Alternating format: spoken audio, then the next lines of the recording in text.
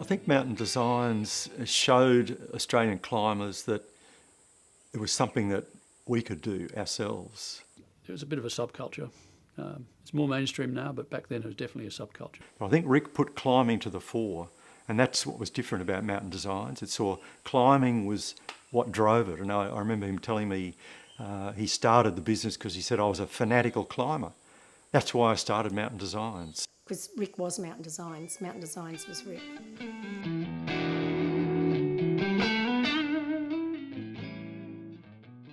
When I started climbing in the late 1960s, about 67, we didn't have kern mantle ropes, which just everyone has them these days. You don't get anything else really. We had laid ropes, laid nylon ropes, and we even used hemp ropes. A lot of the climbs we did were long run-outs, and if you fell, well, you'd be dead basically, or badly injured. So you just didn't fall, and it was just that ethos that I think drove a lot of the climbing in that era. You just didn't fall because there was no protection if you did. Rick White really started to develop his interest in selling climbing equipment around 1969, and well, Rick started his business out of an apartment at Greenslopes. It was a very small place, and later he and Pam moved to Sunnybank Hills, a house there where he had an underneath section, an old carport, which he converted into a much larger kind of retail area. So this is where we went to buy our gear. We'd just drive around to Rick's place, go into the garage, and there would be all the gear hanging off the wall, and we'd choose what we wanted, and that was the way it worked until he actually later managed to rent some shop fronts for a small place at first, and then getting bigger and gradually bigger and bigger. He'd rented a large, huge warehouse, bigger than this house, and one end we set up a little workbench where we would cut materials. We had industrial machines set up there. I could do a bit of sewing. Rick couldn't. He couldn't sew to save his life, so he didn't have to throw him off the machine. And then we started making gear. We'd buy high quality sleeping bags and tents from overseas, buy one of each, and we'd pull them apart to see how they were made. As soon as we got the good material imported from the States, well, then things changed. I think people then saw that the quality of the material we had was equal to or better than the quality of the goods that were here, and they had an Australian flavour. I think, looking back on it, there was quite an element of luck involved that the business didn't go under, in those years, because he was just wanting to get out and climb as well as run a business. And I guess trying to mix those two, people have discovered it's very difficult. In the early 70s, when Rick and Chris Meadows found Frog Buttress, it became a mecca for climbers, and new routes were being put up every weekend. I remember clearly the day that Rick and Chris discovered Frog Buttress. It was vertical, smooth, totally different from the type of climbing we've been doing and we're used to in the glass houses, which is much more low angle, lots of mechanical holes. This stuff looked hard, and it proved to be right. He didn't want it to be an aid climbing area. There's some climbs there that only the best climbers could do, and of course there'd be some aid put into the rock, but he never really wanted it to be an aided climb area, because he believed most everything could be climbed without aid.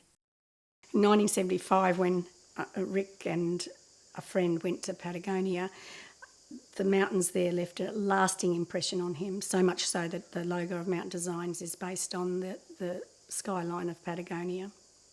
It was designed by an American artist.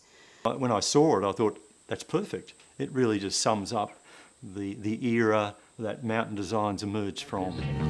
Well, they think they want to be different. They want to do their own thing. It captured that kind of psychedelic era, that 70s kind of, who cares, let's just, we'll slap in the face for tradition, we just do it our way and, get used to it kind of thing.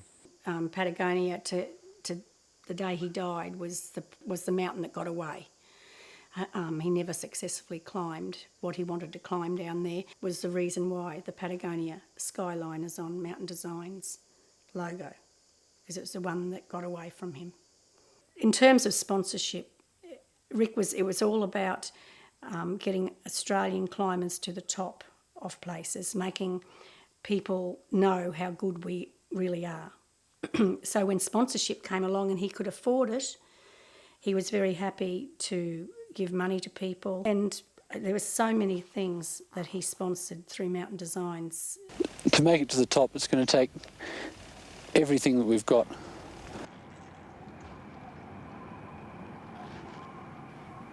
You know, I'd heard about Rick White long before I met him. He was a bit of a maverick. When we came to attempt Everest, become the first Australian expedition to try Everest, it was almost a done deal that Rick would be, you know, the favoured supplier because of our relationship. Could come up to Camp 2 tomorrow. It was cool having, you know, a real climber as head of a gear company because, you know, that's not always the case. Usually, you know, in Australia it's quite rare really to have you know, one of the climbing community's foremost climbers actually have a business which supplied climbers. He said, you know, I always tell people that there's only 2 Australians who've climbed Everest properly, and that's you and Mike Groom, because to climb properly, you know, of course you have to do it without oxygen. Yeah, Rick was, you know, strong on ethics, and my decision to not use oxygen ever was because I felt exactly the same way. I think, well, if you want to use oxygen, then, or if you feel it's necessary to use oxygen, why not just go and climb something that's lower? When Rick got sick in about 93, we'd come back from an expedition, and you feel fantastic when you come back from an expedition because you've been at altitude and you're back at sea level and your body's responding fantastically. But Rick never did. He seemed to be getting weaker and weaker, and he started to fall on silly things like climbing and things like that. He is eventually diagnosed with a disease called inclusion body myositis, which is a disease that attacks your muscles.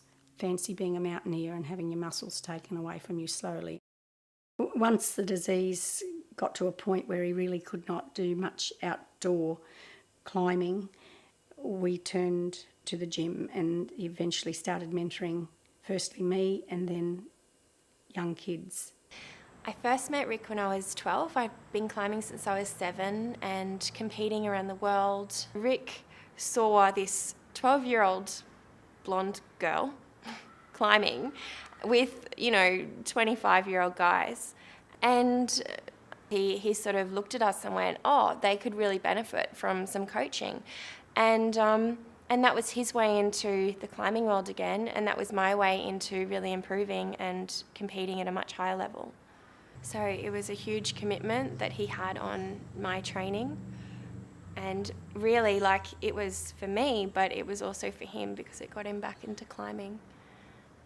It was all in here. Someone told me once that it's got nothing to do with his physique, it had everything to do with his head.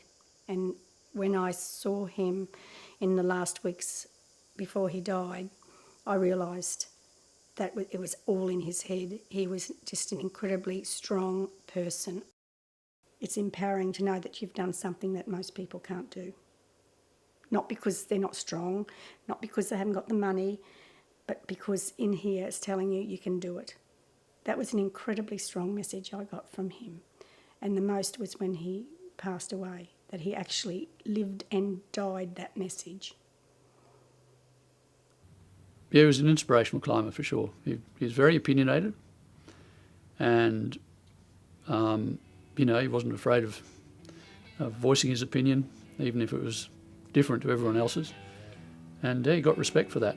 But he also got respect, of course, for being technically a very good climber.